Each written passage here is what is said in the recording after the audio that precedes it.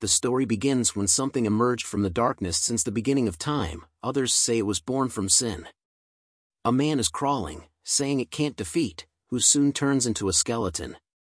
Those that died with eyes wide open stared at his presence, while those that died with mouths open spoke his name with their final breath. Goblin, the Demon King, the opposer of life, the Demon King of death who harvests souls. Mankind had united and fought against the Demon King, but 80% of them died on the 7th day. On the 9th day, one man stood alone against the Demon King. A nameless warrior who no one knew.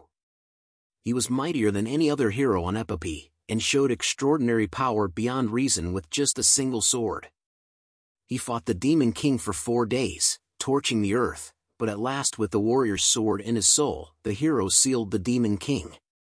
The Demon King told the hero, it was unfortunate that they will spend their days trembling, waiting for his revival. At the tower of the sealed Demon King, which was a constantly dungeon at the end of the continent, a fierce warrior called the White Ragnar of Gotrud tells the Demon King he was the unfortunate one. He stands before the Demon King, telling it that it will soon fall by his hand. A hooded figure appears telling him that now is not the time to have his guard down, even though the Demon King is weakened, he once burned the earth, and that he will become unsealed on the 367,200th day, which is today, and must be killed. The warrior tells the man that he has never let his guard down, and activates his magic sword. He readies his sword and tells the Demon King to come forward. The hooded figure tells him to not let his guard down as a spell appears below his feet, pulling him into his surprise. It was the doing of the hooded figure as he tricked the warrior. He tells the warrior that he will be the one to unleash the seal as the warrior asks why he would do that as he slowly disappears. The hooded figure slowly removes his cover in front of the Demon King. The hooded figure was Alex, a elf magician. He chants a spell, wanting to unseal the Demon King. Light burst out of the status, destroying it as Alex wonders if the spell had worked. A figure emerges from the dust, asking Alex if he was the one to awaken it. Alex asks the figure if it was the Demon King. The figure laughs out loud, telling him how dare a low-life creature talks to him that way, and that yes, he was the opposer of life, the Demon King. Alex is confused, as the being standing in front of him was a small Goblin wearing a knight's helmet. Goblin tells Alex to spread the word that the Demon King has returned. Goblin continues to laugh while Alex remains silent. Alex smashes his head with the book, gaining EXP for each hit and telling him to shut up. Alex felt disappointed and wondered if the map was fake. He turns to the Goblin and asks if he had seen a Demon King around here. The Goblin tells him that the Demon King was him. Alex laughs at him, not believing that a Goblin could be the Demon King. Goblin shouts in anger, saying what's wrong with a Goblin being the Demon King. Back in the past, when the Demon King was defeated and sealed by the warrior, but after some time, the Demon King was resurrected. And that was me, said Goblin. Alex tells him to stop bullshitting. Back at the tower on the 24th floor, Goblin tells Alex that he forgives him for the results as he broke the seal and wants to grant him a wish. Alex tells him that he wishes for the entire Goblin species to be killed, and wonders if Goblin will kill himself first. Goblin asks him if he still doesn't think of him as the Demon King, wondering if there were still inferior elves out in the world, which annoys Alex. He tells him to shut up as how is he supposed to believe him when he looks different from the statue. Alex asks Goblin a bunch of questions relating to the legend and his replies were stupid. Alex tells him to leave as he has stuff to do. He tells him that it was thanks to the magic book that had been passed down in the warrior's family that allowed him to navigate the tower. This angered Goblin as he only thought of those warriors shivering in fear when they were in front of him when he was sealed. He asked Alex why he removed the seal. Alex told him he wanted to destroy the world. Recalling a memory, flames surround a building as elves are seen being hung, telling Alex to run away. Another elf stands in front of him, telling him to find Goblin to stop the warriors, saying that he believes Alex can do it. Alex says he will have his revenge by his bare hands. Goblin says that is sorry that he might not be able to grant his wish, as he was planning on opening a restaurant. Goblin tells him that their meeting made his heart pound while thinking of recruiting part-timers. The magic sword emperor was the one that beheaded a dragon and caused a star to fall, representing the sword. That was Gufkin, he says as he tells Alex that he was different from all the other rich demons who started with their own castles. Alex tells him that he believes he beheaded a dragon, which surprised him as they hear a noise. A massive red dragon was in front of them. Alex tells him to go and behead the dragon. Gufkin tells Alex that he can kill the dragon, which made Alex happy as he turns around, but Gufkin was seen running away. The dragon chases them as they both tried their best to run away while arguing with one another. Gufkin asks Alex if he had a sword, but Alex only had a fork, forcing Alex to use something else. He stops running, opening his book to chant a spell, Mimir's Eye. A giant claw appears out of the spell. It hits the dragon in a huge explosion. Both of them are happy seeing that it hit the dragon. But its tail appears, smashing the ground as they both dodge it. Gufkin falls to the ground but spots an object far away, while Alex attempts to retrieve his book. The dragon appears in front of Alex with its jaw wide open. Gufkin appears above, telling Alex to watch closely. That this was the true figure of the Gufkin, the Demon King. Back at where the Demon King statue stood, someone appears seeing traces of a Borkin seal. The figure says that it's one step behind. Wondering if the Demon King had resurrected while Gufkin fights the dragon. He leaps in the air, ready to strike. Alex stares in disbelief, wondering if this was the might of the Demon King. Gufkin smiles, asking Alex if he was surprised. But it turns out, he was stuck in the dragon's mouth and asks Alex to quickly save him. Alex calls him a dumbass for wanting to show off, while Gufkin tells him he thought it was a sword he grabbed but was actually a cross. Alex tells him to hold on as he does something. The ground below caves in, causing the dragon and Gufkin to fall down. Screams are heard as they fall into a deep dark hole. Alex finds him in the rubble and tells him to be quiet as they hide from the dragon. They encounter various situations, where Gufkin ended up screaming every time, as they try to escape from the dragon. Alex hits him with the book once again, telling him to shut up.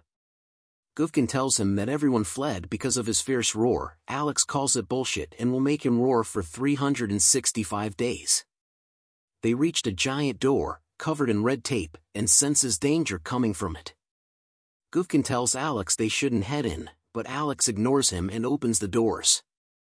Alex was happy as he stares at what he believes was the real sealed Demon King.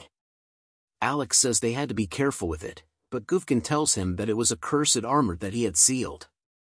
Gufkin recalls when he bought the armor, stating that every time he uses it, it costs money and there was no refund. They argue with one another to decide if they should break the seal, but the dragon appears, smashing the gates. But its head was sliced off cleanly, surprising the two of them.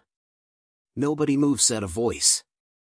A pair of feet stands on top the dead dragon and a badge is raised, saying that for the crimes of theft and breaking into a national sealed area and unauthorized release of a seal. They were under arrest as an officer is revealed. She walks towards them, telling them they have no rights to defend and no lawyer to call. The officer was called Maria, a warrior of the 3rd unit. Gufkin appears angry as she belonged to the bloodline of the warrior who had sealed him.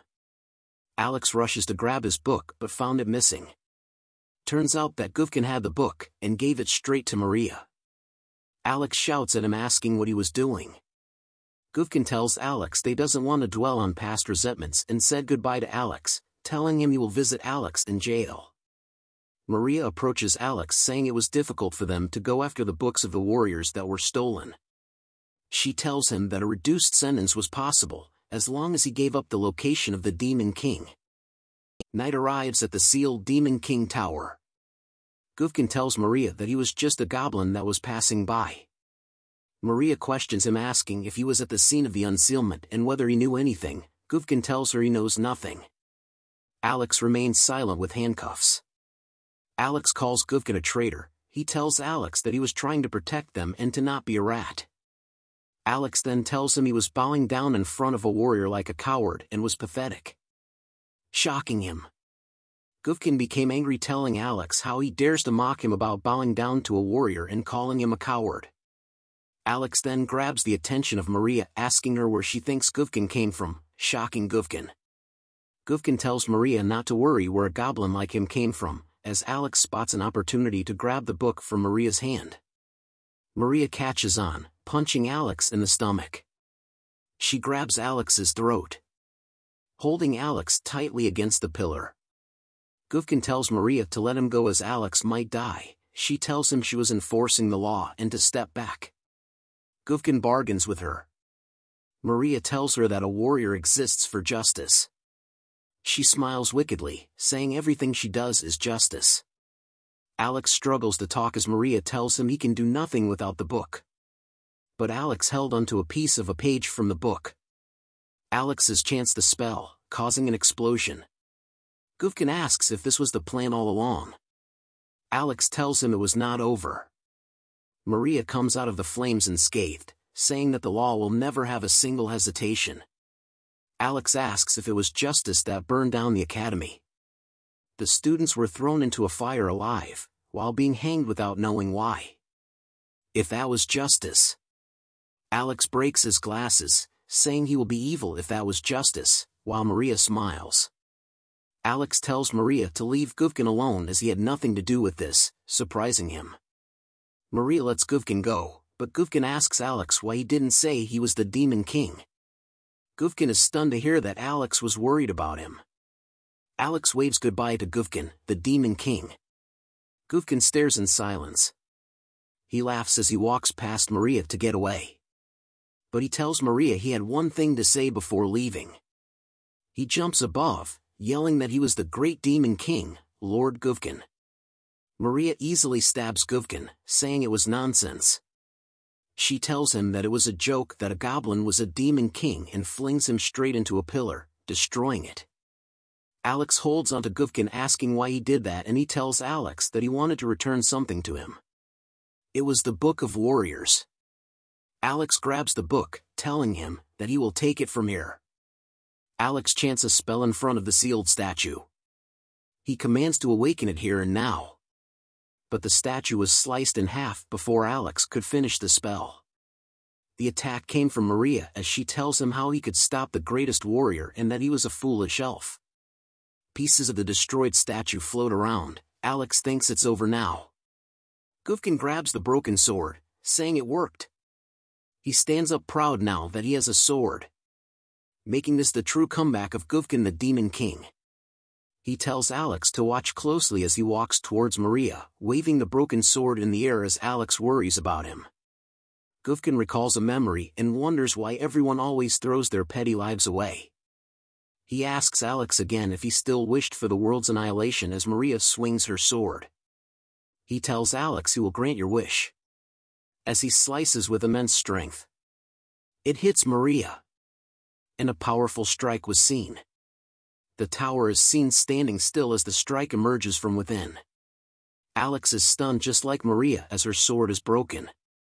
Gufkin smiles happy, saying not bad, as he used his X skill called Sword Equip.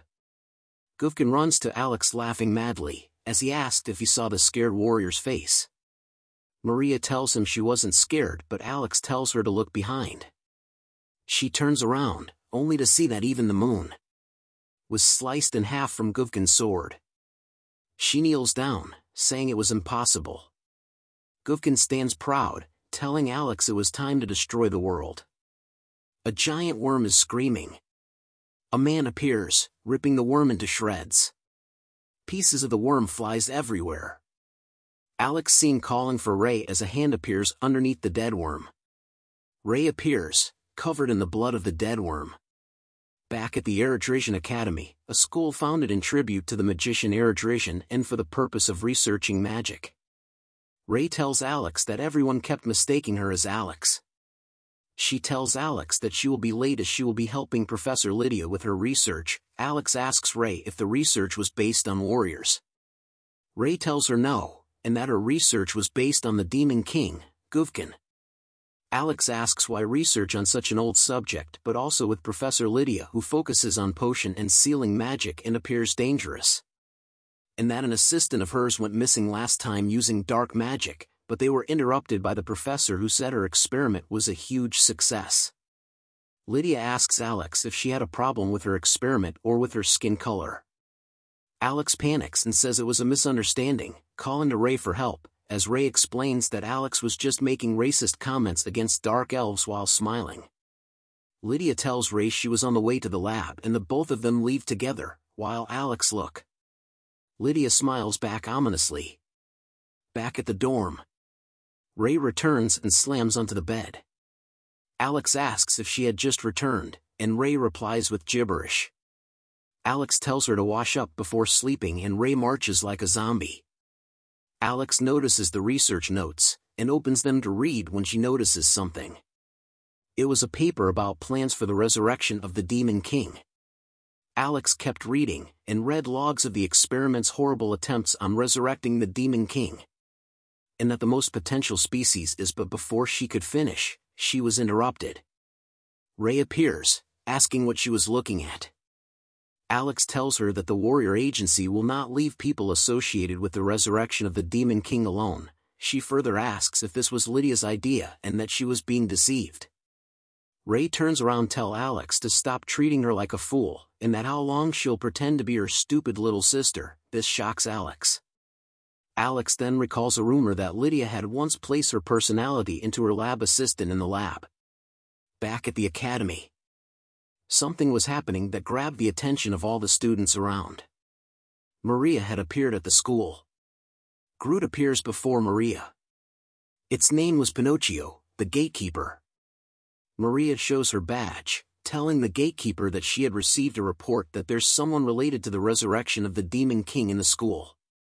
Groot tells her she cannot enter the school with her weapon, but Maria tells Groot that the warrior's law is above all else. A elf appears, telling Groot that she had evidence and not to stop her. Alex tells them that he is the evidence, as he had seen it with his own eyes. Back in a room, a dark elf is thinking heavily about the warrior's next target. Maria enters saying what transforming into a dark elf was an unexpected move. It's been a while. Lady Dimitri the betrayer, surprising Dimitri as she wonders how Maria came inside her room. But Maria quickly appears behind her.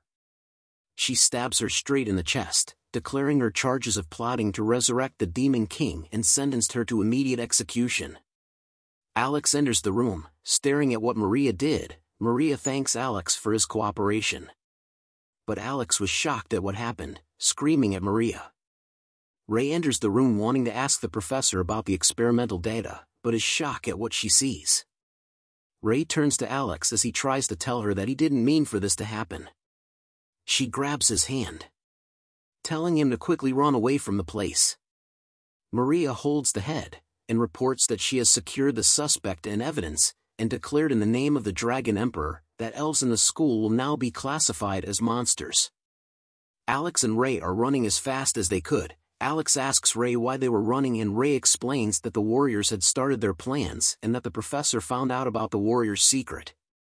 As Ray explains, Alex notices something bright. The school was burning with flames all over. He wonders why the school was burning and what the warriors were doing. Alex wondered if all this happened because of him. An attack destroys the ground. As Maria announces that all the people in the school will be executed immediately. Ray had managed to block the attack from Maria. She tells Alex to get behind her as Maria approaches them from the other side.